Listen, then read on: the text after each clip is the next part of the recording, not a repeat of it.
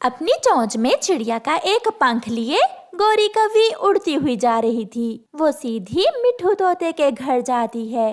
इधर उधर देखकर गोरी कौवी मिट्ठू के घर में घुस जाती है। गोरी कौवी मिट्ठू के घर जाकर उसका बारसों के लिए जमा किया हुआ सारा ही भोजन खा लेती है और चिड़िया का पंख वहां फेंक देती है। अब आएगा मजा, मैंने मिट्ठू का भोजन खा लिया और चोर बनेगी चिड़िया।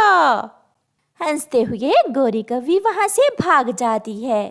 हरियाली, चलो जल्दी से घर चलो, आज हमारा बारसों के लिए भोजन इकट्ठा हो गया है। अब हम बेचिंतित होकर दूसरे जंगल सैर करने जा सकते हैं।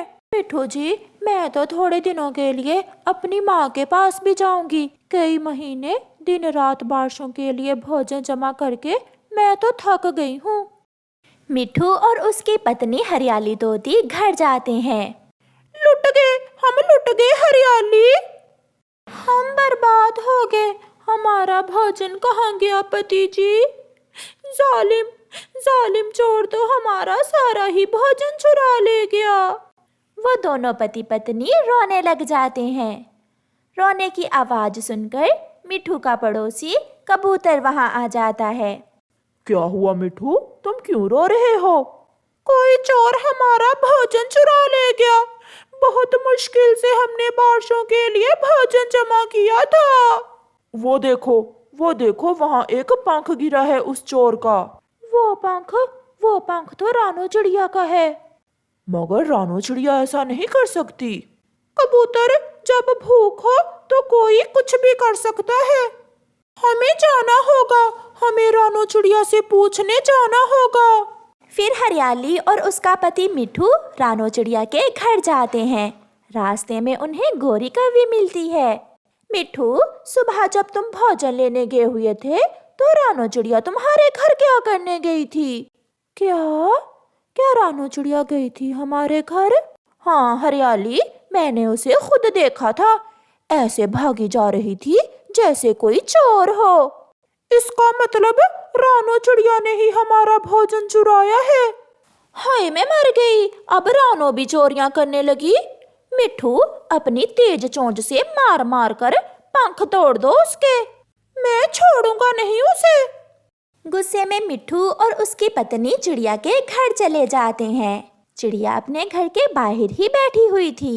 कुछ पूछे बिना जाकर मिट्ठू अपनी तेज चोंच से चिड़िया पर हमला कर देता है। इधर मार उधर मार। मिट्ठू, छोड़ो छोड़ो मुझे, क्या तुम पागल हो गए हो? मैंने क्या किया है? तुमने भोजन चुराया है हमारा। मिट्ठू चिड़िया को छोड़ देता है। मांग कर ले लेती चिड़िया, मैंने वो भोजन बहुत मेहनत से जमा किया था।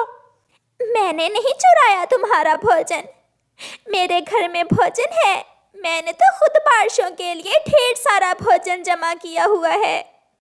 चोरनी चिड़िया, शाम से पहले पहले मेरा भोजन मुझे वापस ला कर दो, वरना मैं छोड़ूंगा नहीं तुम्हें। चलो हरियाली, इस चिड़िया के लिए इतना ही काफी है। तोता और तोती वहां से चले जाते हैं। चिड़िया रोती हुई कबूतर के पास जाती है। बहुत मारा, उस मिट्ठू ने मुझे बहुत मारा है। अब मैं भी कभी मिट्ठू को नहीं बुलाऊंगी। चिड़िया, वो बहुत गुस्से में था, मैंने उसे मना किया था। किसी ने मिट्ठू का भोजन चोरी करके तुम्हारा पंख वहां फेंक दिया है। जो भी है कबूतर भैया, आपको अच्छे से मालूम है मैं चोरी नहीं करती। मिट्ठू को पहले हकीकत को जान लेना चाहिए था। फिर चिड़िया रोती हुई घर जाती है और अपने घर से जमा किए हुए भोजन से कुछ भोजन एक बोरी में डालकर मिट्ठू के घर जाती है। लो, ये भोजन ले लो। अगर तुम मुझे इतना ही चोर मानते हो तो मैंने तुम्हारा भोजन वापस कर दिया, मगर अब कभी भी मुझसे बात न करना। चिड़िया, एक चोरी और दूसरा हमें इमोशनल ब्लैकमेल कर रही हो। नहीं करेंगे, हम तुमसे कभी बात नहीं करेंगे। फिर कुछ दिन गुजर जाते हैं। कालू, अब मिट्ठू की बात तो हुई पुरानी, आज देखो मैं क्या करती हूँ। आज मैं मिट्ठू को कबूतर से पिटवाऊंगी। बहुत मजा आएगा, मुझे मिट्ठू को पीटते हुए देखकर बहुत मजा आएगा। गोरी एक हरे रंग का पंख लेकर कबूतर के घोंसले में जाती है। कबूतर के घोंसले में सरसों के बीज रखे हुए थे। गोरी वो बीज उठा लेती है और वहाँ मिट्ठू का पंख फेंक देती है। थोड़ी दूर हरे पत्तों में छुपा हुआ मिट्ठू ये सब देख लेता है। इसका मतलब पहले चिड़िया मुझसे पिटी और अब मैं पिटूंगा कबूतर से। असल चोर तो गोरी कौवी है। चोर चोर चोर, कोई सुने, कबूतर है, कबूतर कहाँ हो? मिट्ठू शोर मचाता है। शोर सुनकर सब वहाँ आ जाते हैं। क्या हुआ? मैं तो देखने आई थी कि कबूतर ने कोई अंडा भी दिया है या ऐसे ही कबूतर का घोंसला खाली है। तुम चोरनी भी हो और झूठी भी। रखो मेरे सरसों के बीज, यहाँ रखो। फिर मिट्ठू और कबूतर गोरी कौवी की खूब पिटाई करते हैं। बहुत मुश्किल से जान छुड़वाकर गोरी वहाँ से भागती है। यार कबूतर, मैं बहुत शर्मिंदा हूँ। मैंने जो चिड़िया से कहा, मैं उस पर बहुत शर्मिंदा हूँ। इसीलिए मैंने तुमसे कहा था कि इतनी जल्दी ना करो, पहले हकीकत को जानो, फिर चिड़िया से बात करो। क्या अब चिड़िया मुझे माफ कर देगी? वो बहुत दयालु है। आप चिड़िया से जाकर माफी मांगो। मुझे पूरा विश्वास है चिड़िया तुम्हें माफ कर देगी। फिर मिट्ठू और उसकी पत्नी हरियाली जाकर चिड़िया से माफी मांगते हैं और चिड़िया उन्हें माफ कर देती है। मगर मिट्ठू चिड़िया से बहुत शर्मिंदा था। डॉक्टर को बुला ला, मेरी बेटी को पता नहीं क्या हुआ है। माँ, कुछ नहीं हुआ मुझे, आप परेशान ना हो। ऐसे कैसे परेशान ना हूँ? पहले तो कभी तुम्हें ऐसे चक्कर नहीं आया।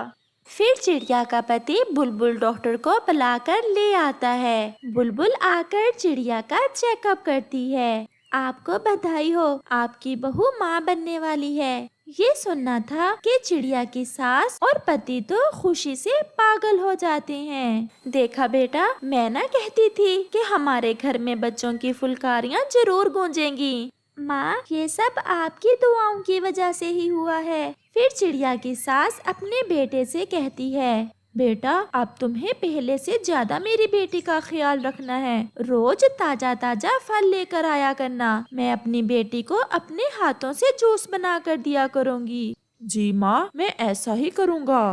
फिर एक दिन चिड़िया के पेट में शदीद दर्द होता है। हाय माँ, मेरे पेट में बहुत ज्यादा दर्द हो रहा है, मुझे जल्दी से डॉक्टर के पास ले जाएं। बेटी, अभी तो अंडा आने का समय नहीं आया, फिर ये दर्द क्यों होने लग गया? फिर चिड़िया का पति और सास जल्दी से चिड़िया को डॉक्टर के पास लेकर जाते हैं। बुलबुल डॉक्टर चिड़िया का अच्छे से चेकअप करती है। परेशानी वाली कोई बात नहीं, आपकी बहू के पूरे 12 अंडे आने वाले हैं, इसलिए इसके पेट में दर्द है। बस अब आपने पहले से ज्यादा एहतियात करनी है। भगवान, तेरा शुक्र है, तूने हमें एक साथ इतनी खुशियाँ दी, हमारा घर एक बार में ही भर दिया। फिर वो घर वापस आ जाते हैं। बेटी, अब तुमने बेड पर ही रहना है, किसी भी काम को हाथ नहीं लगाना। मैं अभी पूरे जंगल में मिठाई बांट के आई।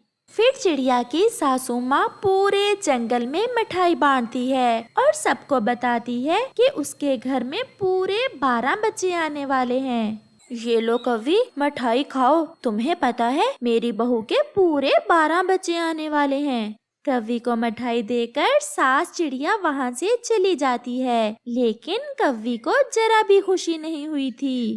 कौवी अगले दिन चिड़िया के घर जाती है।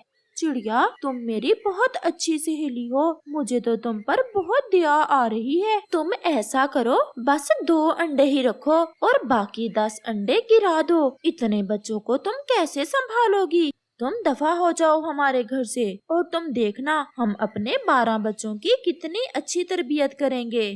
कौवी तो तुरंत वहाँ से भाग जाती है। माँ, मैं अब इस कौवी से कोई दोस्ती नहीं रखूंगी। अब मुझे पता चल गया है ये कौवी मेरी खुशियों से कितना जलती है। फिर कुछ दिनों बाद चिड़िया के घर में पूरे 12 बच्चे पैदा हो जाते हैं और उनके घर में बच्चों की फुलकारियाँ गूंज रही थीं और वो सारा परिवार बहुत खुश था।